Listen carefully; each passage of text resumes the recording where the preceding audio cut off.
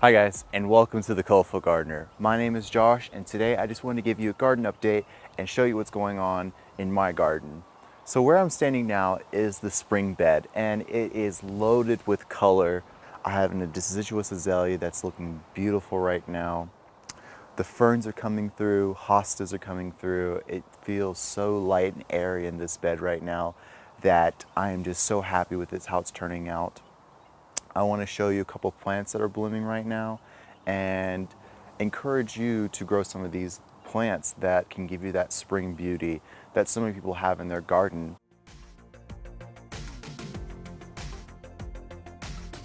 This is a bearded iris, and it has these long strappy leaves that point upwards toward the sky.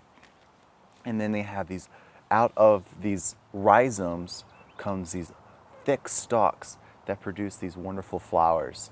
And the petals go up and down and they form almost like a crown.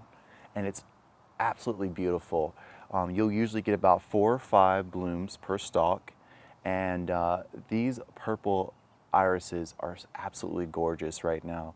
And they'll bloom for about another 2 weeks and they'll give me so much good spring color throughout this garden area. What I've done is I've created a whole river of these irises running through this bed, so it gives a cohesive look.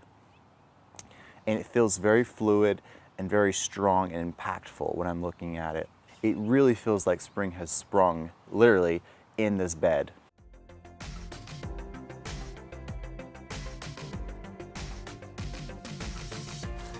So this is Lunaria, and it is also a prolific cedar, and it will seed itself throughout the garden. I started sowing these last year, and it has a wonderful purple flower, and then it has, after the flowers are gone, you get these wonderful seed pods, and they turn silver once they've matured, and they'll let go of their seed and reseed themselves throughout the garden.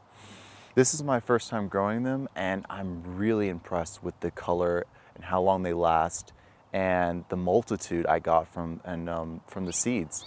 So I'll be looking into other varieties, different colors to sow in my garden. I did notice it can get a little weedy, so go ahead and thin them out when you sow them, and so it won't get too compacted around other plants, so you can give other plants time to grow. But it is a wonderful springtime plant, so easy. If you're looking for an easy plant to sow in your garden, check out Loona Annua.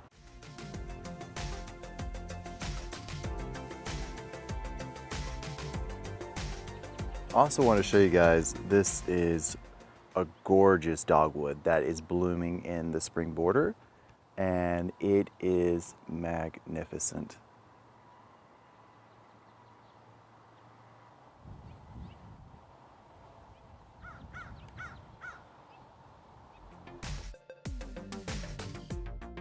It's a real fun time right now because there's so many things coming into bloom and everything is starting to look really great. I will admit my garden is not a spring garden, it is more of a summer and fall garden, but I've chosen some of my favorite things that bloom in springtime to plant in my garden. And I want to show you that. I want to show you there's some really cool plants that you could be putting in your garden to try out that are super easy. One of my favorite springtime plants, actually probably my most favorite springtime plant, and it is columbines. And this is a beautiful spurred reddish and then yellow in the center aquilegia. They're called columbines, aquilegias, granny's bonnets, and they are so easy to grow. I grow them in a shady spot in my garden, and they come in almost every color that you'd want, from reds to purples to pinks to whites to black to just about any color.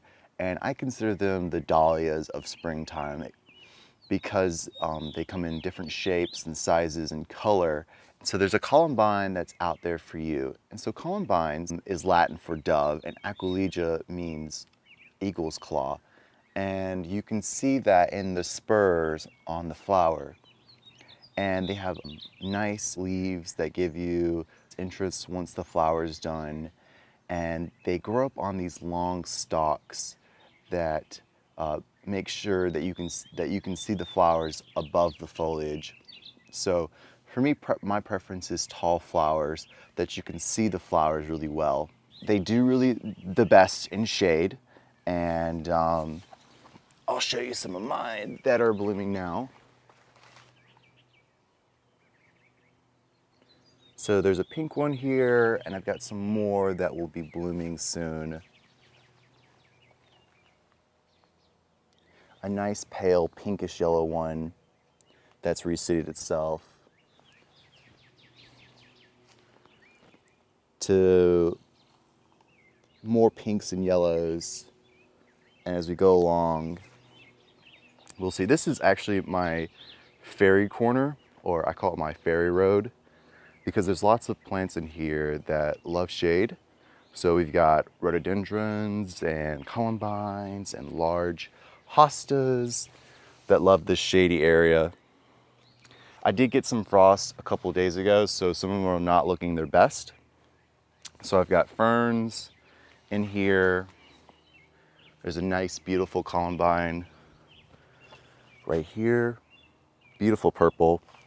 So that is my fairy lane road. I'm gonna put some more stuff in here. The reason I call it fairy lane is there's lots of plants in here that are really dainty and small.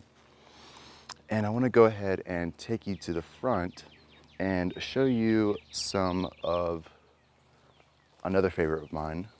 So this is rhododendron cowsap, and I love it. It's beautiful. Let me see if I can get a better view of it.